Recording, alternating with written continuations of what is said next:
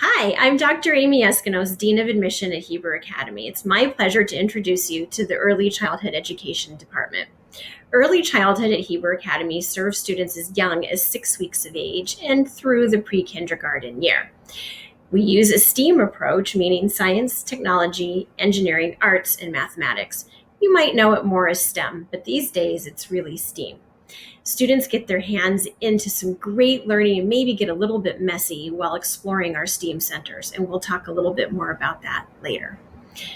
The curriculum that we use is rich and experiential and hands-on and developmentally appropriate for little learners. We want the children to come in and have a lot of fun and explore, but we also want to know that that fun that they're having has a purpose, and that content is there to help get the children ready for reading and writing and math, and of course, all the Hebrew and Judaics that we provide.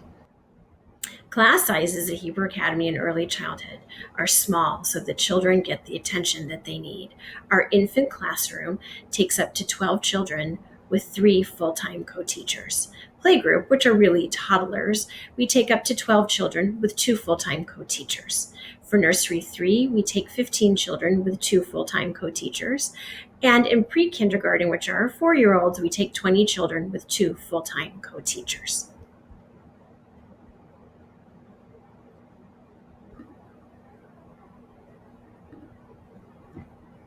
STEAM exploration happens first thing in the morning. Children, when they arrive to school, are able to go and explore our STEAM centers at their leisure. They can go to any of the centers that excite them. They could go to our technology center, science, engineering, to build blocks. They can create art projects or go to the math center.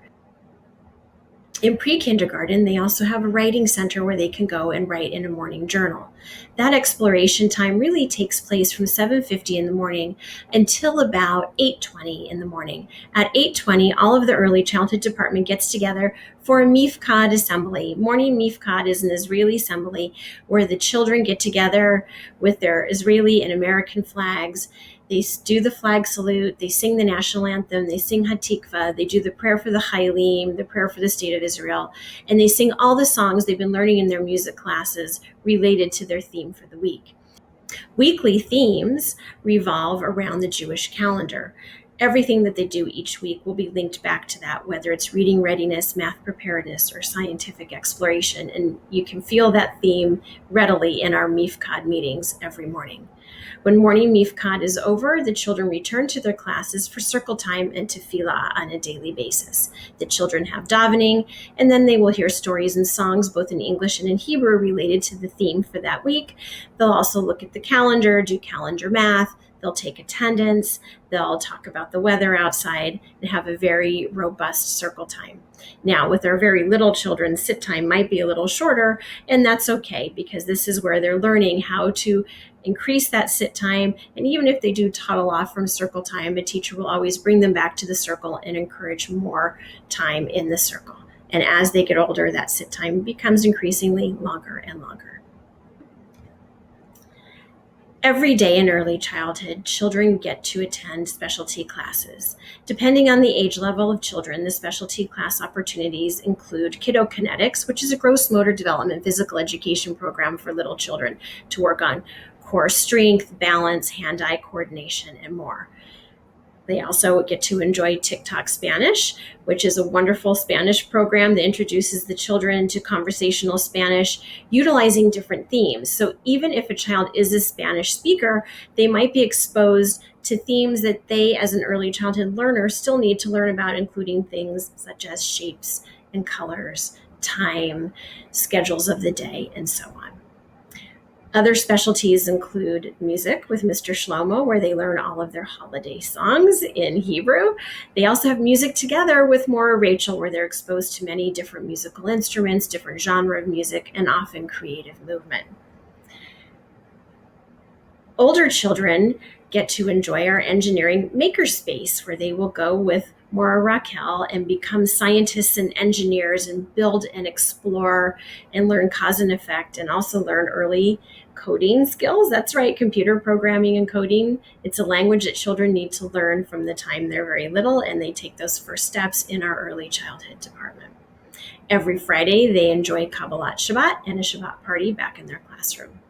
We do provide snack for children every morning and every afternoon. Morning snacks are usually fruits and veggies, and afternoon snacks might consist of something more like a low sugar, complex carbohydrate, such as Cheerios or rice cakes.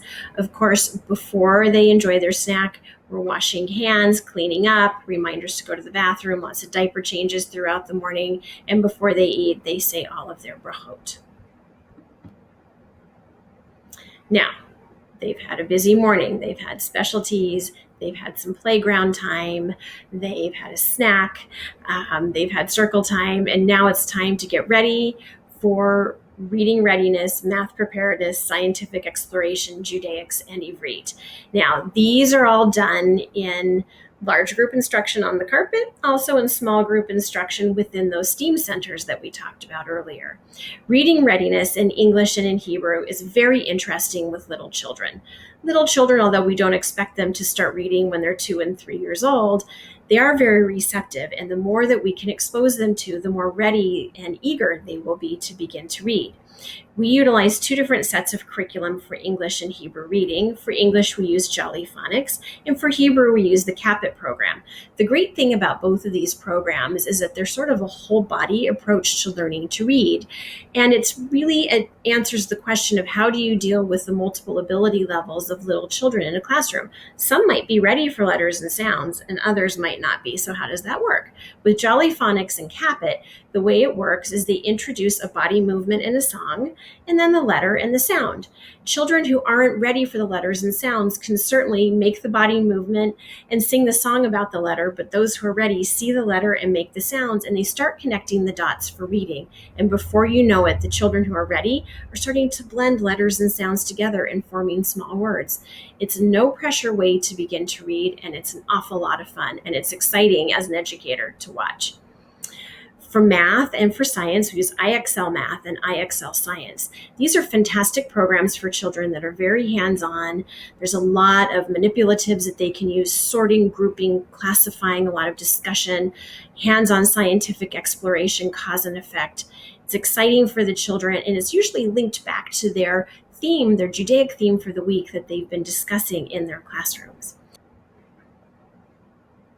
Every single day, children are exposed to an Ivrit lesson to learn conversational Hebrew.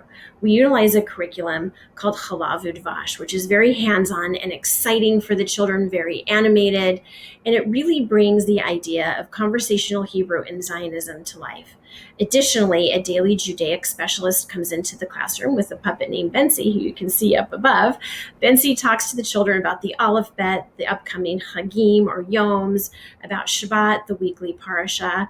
Bensi also makes a surprise appearance at many of our Kabbalat Shabbat assemblies, and we even have a birthday party for Bensi for one of our Rosh Chodesh celebrations. All in all, it's a great hands-on and playful way for children to learn early reading, early math, scientific exploration, social studies, Judaic, and Ivrit in a very fun way. Boy, it's been a busy morning, hasn't it? After that time, children can have lunch. Lunch can be sent from home. It just needs to be dairy or pareve, whatever you send from home. Or we have a Glatt kosher hot lunch option available for purchase that you can order from our cafeteria, and it's delivered to the classroom. Children in kindergarten and preschool do eat their lunch within their classroom. Before lunch, they wash, they say chomotzi, they eat, and then they do the benching after meals. For infant through nursery 3, there is a rest or free play time after lunch. We do offer rest time, nap for children. Nap time is interesting. Some kids are solid nappers right up until pre-kindergarten. Other children begin giving up nap in nursery 2. So depending upon the needs of your child, we'll be able to meet their needs. You just need to let their teacher know whether or not your child is a napper or a non-napper. And it may come to a time that your child is a napper, but you don't want them napping anymore because maybe it makes them stay up a little bit too late in the evening for you. Just let the teacher know, and they'll do their best to keep them awake during that nap time. Pre-K does not have a nap time, but they do have free play time after lunch, and that's a chance that they can go onto their patio and explore or go back into one of their STEAM centers. Regardless, rest and free play are a great time for the children to recharge, have a little control of their own choices at that time, a little bit of autonomy. After rest time or free play time is over, children can go and explore the patio. Patio has sensory tables, easel painting, large toys to play with, clubhouses. Some of them have a garden to tend to. This is a great opportunity to get some fresh air and to expand their indoor classroom learning to the great outdoors. Also, at that time, they can have dramatic play in our dress up and kitchen centers. And they can also participate in arts and crafts, which is always a lot of fun for the children. And every week you'll get all their little art projects sent home at the end of the week. I mentioned earlier, every Friday the children enjoy Kabbalat Shabbat. This is where they light candles, they say brachot, they hear the parsha. Bensi might make a guest appearance. They sing all the holiday and Shabbat songs that they've been learning. They will go back to class and enjoy Shabbat party. Every Friday you will receive a Shabbat bag that's loaded with all those arts and crafts, all the projects they've been learning, all their reading readiness, math preparedness activities they've done. You'll also enjoy newsletters that are sent home each week. The newsletters will really inform you about what's been happening during that week, but will also forecast what's coming the following week. So if you'd like to come in and participate, you can let the teachers know that you're excited about a certain lesson or subject area that's coming up, and you're always welcome to come in and lend a hand. Now, I've only barely scratched the surface of the curriculum that our early childhood department utilizes from day to day and week to week. And you can really dig in more by going onto our website at www.hebrewacademymiami.org, and you can click on the Academic Programs tab. And from there, you can scroll down into the division that you'd most like to explore. Within the Early Childhood Division, you'll be able to see all the different curriculum, daily schedules, all the details that I might not have hit upon completely enough here. And you can look at that at your leisure. We do update that from time to time. So if you've looked at it, a few months ago, it might be a good time to come and check back in and see what the newest developments are within our curriculum. Now, as I've mentioned in other chapters, you can, of course, dig in deeply to all of the chapters that are here for you within different divisions: elementary, middle, high school, our history, philosophy, resource opportunities, extracurricular activities, the admissions process, and then financial planning as well. I hope that you'll take time to dig through all of those. It's a lot of information. You might not want to do it all at once, but it's there for you whenever you're available to take a look. Whenever you're ready, you can call me for an appointment. If you can't come to our physical campus, I'm happy to set up an appointment via Zoom. We can do that at any time that's convenient for you. And if you have questions, of course, you can call, or you can email me at admission@rasg.org, or you can call. And even if I'm not at school, my calls will forward to me, so I'll be able to help you at your convenience. A lot of people prefer to email, but really whatever is best for you.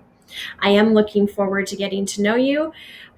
Take your time and look through all the information that we have on our website and within our chapters, and I hope to see you soon. Bye.